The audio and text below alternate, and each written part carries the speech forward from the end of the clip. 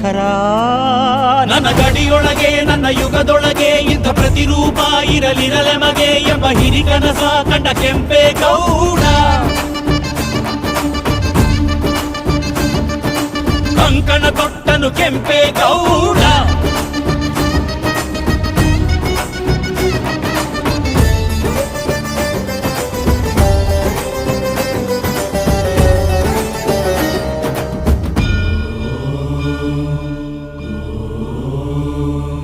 ಕನಸಲ್ಲಿ ಬಂದಳು ತಾಯಿ ದೇವಿ ಅಣ್ಣಮ್ಮ ತಾಯಿ ಜಗನ್ಮಾಯಿ.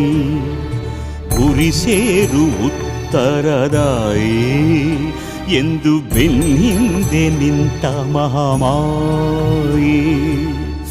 ಉದಾಯಿಗೊಮ್ಮೆ ಅಡ್ಡು ಬಿದ್ದ ಗೌಡನು ಕಾಲವ ನೋಡಿ ಅಡಿಗಲ್ಲು ನೆಟ್ಟನು.